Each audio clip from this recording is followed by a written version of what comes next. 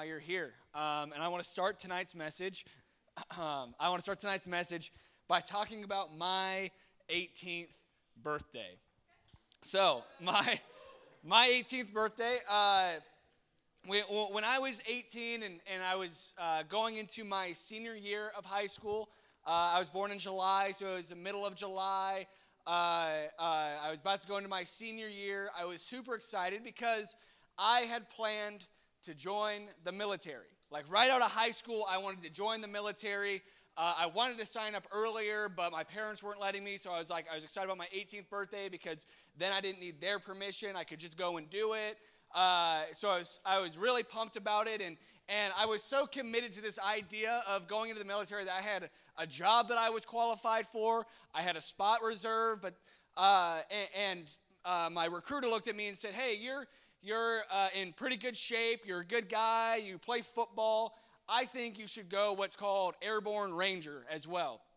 What that means is you would go to basic training for the normal amount of time. Then you would come home for a couple of weeks. Then you would go to what's called airborne school. All you do is you learn to jump out of airplanes.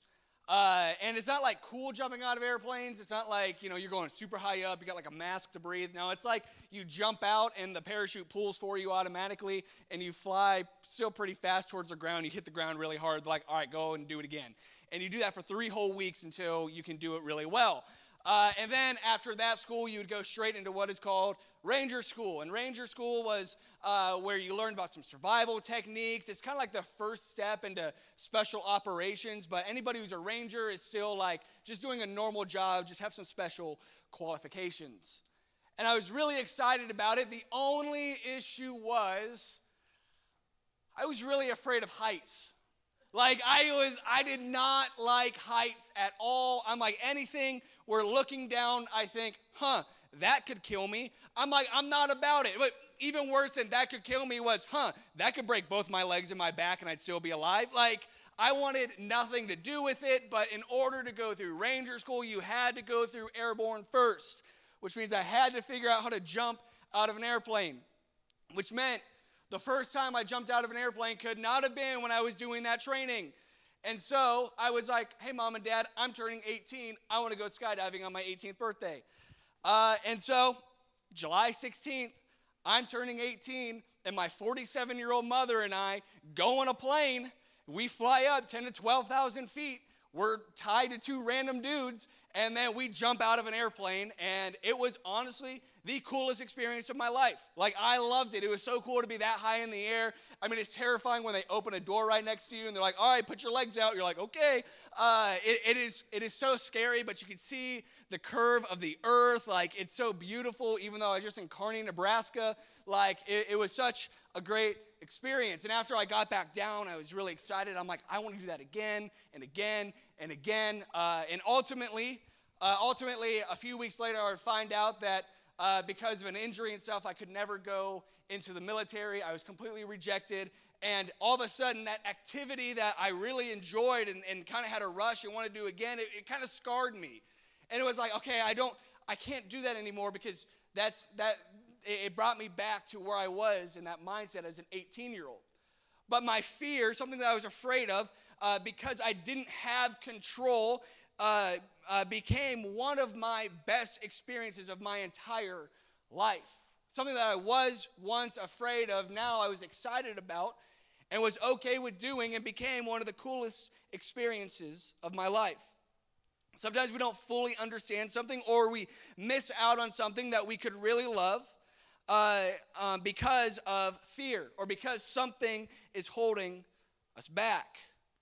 But then when we see it for what it really is, everything can change. Now, I don't know if you have something that you've been afraid of, or maybe you were like, hey, I just couldn't swim, but when I figured out how to swim, I loved it. Maybe you were like, I don't know how to get out there and meet new friends, but once you started doing it, you really enjoyed meeting new people. But whatever it is, what we think about something, or the fears that we have, they can hold us back from experiencing something that we could really enjoy. And here's the deal. With Easter right around the corner, we can believe the same thing, that when we see Easter for what it really is, everything changes. I mean, look at the way we celebrate the events of Easter. I mean, when you really look at it closely, it's kind of weird, right? Like when we look at how historically Easter has been celebrated and what actually took place in the way we celebrate it, some things don't really add up. I mean, a couple thousand years ago, a guy named Jesus, who some of us believe was God in human form, was arrested, he was beaten, he was executed on a cross, and then some of the people who followed him, some of his closest friends, they said that he came back to life a few days later. So naturally, because of that, we have a giant rabbit that drops off Easter eggs for some reason that also have candy in them, and everything is pastel, and for some reason we have ham for lunch. Like that's what Easter is. That's how we celebrate Easter. And it's like these things don't really seem to add up. And over the last 2,000 years, different cultures and different people groups have found unique ways to mark the events of Easter. But in this series, I want to focus on the reason. This series, we want to focus on the reason. We want to focus on the motivation behind everything Jesus went through and why he went through his life and why the resurrection was so important. The whole purpose of the holiday. And it's why this series is called Love. You see, the reason for Easter is love. Love is the reason that Jesus lived. Love is the reason that Jesus died. And love is the reason that Jesus rose again. L-O-V-E, period. Now, let's be honest. If what I just said is completely true, if what I said that Jesus lived, Jesus died, and Jesus came back because of love, then I would bet most of us would be pretty cool with the idea of there being a God. But let's talk about something that's real. Some of us don't want any part of that story because we don't really think that love is what God is like at all. Sure, it makes for a great holiday theme. Sure, it makes for a good sermon series that sounds all great and stuff, but it might sound good, but based on my experience, it's not what God is actually about. Based on what maybe you have experienced, maybe what your family has experienced, based on what you were taught, or even because of the people that you have met, you're like, God doesn't seem very loving at all. From your experience, God doesn't seem like he is for you. Maybe God feels more like an entitled, angry, authority figure. Maybe you felt like God is anything but loving. Maybe it's because your idea of God is that God is annoyed because we mess up. Maybe your view is that God is angry because we just keep messing up over and over. Maybe you think that God is a perfectionist. Maybe you think that God is absent and he doesn't really care what happens to you. Maybe you feel like God is irrelevant. God is old news and he doesn't help with today's issues. And if you've ever felt any of these ways about God, you are not alone. In fact, I have felt that way at times of my life. And if we were being honest, at one point or another, if we've ever had one or more of these questions or thoughts about God, that we could probably all agree we've had that at some point. But here's the question. What do we do with the difference between what Easter is supposed to be about and the real ideas of God we might have? How do those thoughts about God fit into this big celebration of Easter? Easter's all about good news, but the good news doesn't seem so good when the God doesn't seem so great, does it? So maybe we're missing something. Maybe I'm missing something. Maybe you're missing something on how we think about God. If this holiday is supposed to be all about love and God doesn't seem so loving to so many people, and for some of us, we just have this idea or this question, what are we missing? Well, through this series, we're going to look through the different experiences of a few people who interacted with Jesus. The reason this is so important is because these followers of Jesus, they actually believe that Jesus was God in human form. That shows us what God is really like. One of those people who had firsthand experience, his name is John. And John was one of Jesus' closest friends and closest followers. He wrote the book of John in the New Testament. You can find it in the Gospels, which are the first 4 books of the Old Testament: Matthew, Mark, Luke, and John. John wrote John. And it's a firsthand account of his experiences. It's a firsthand account of talking with and learning from Jesus himself. And it's literally a story of Jesus' life written by one of his best friends. But John didn't stop there. John wrote a few other books in the New Testament, 3 of which are called 1st, 2nd, and 3rd John. So there is John in the Gospels, and there's 1st, 2nd, and 3rd John. There's a lot of Johns, and they're all written by the same guy. And scholars believe that he wrote these close to the end of his life. It was almost like John is looking back on his time that he spent on earth with Jesus, and then the time that he spent trying to follow Jesus in the way of Jesus. John had committed to living in a way that Jesus taught him when he was here on earth. And he's looking back at who Jesus was, and because of who Jesus was, and because he believed that Jesus was God in human form, that this is who God is. And this is what he said. He said in 1 John 4:8, God is love.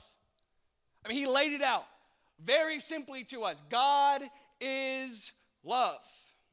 And after all that John experienced with Jesus, after everything that John went through, he summed it all down into one statement. He summarized it to God is love. And that's incredible. But what's even more incredible than that is what he says after this. He says, this is how God showed his love among us. He sent his one and only Son into the world that we might live through him. This is love. Not that we loved God, but that he loved us and sent his Son as an atoning sacrifice for our sins. It's like John is going, you want to know why I think God is love? It's because I hung out with God in human form in Jesus, and he was love. He's saying Jesus was love, and God is love. And he's saying this because he's saying that I watched him turn water into wine so people could keep celebrating their wedding. He's saying, I watched him and I paid attention as he reached out to people. He reached out to people who society completely overlooked. He said, I watched him heal people who had been sitting on the street for years begging for help. I watched him heal them. He's saying, I watched him show kindness to people who were caught up in making a whole lot of really bad decisions. He said, I saw him comfort people or confront people who were abusing their powers. I watched him show a person of a different race and a different gender how much they mattered to him. He's saying, I was there when he was arrested. I was there when he was beaten. I was there when he was nailed to the cross.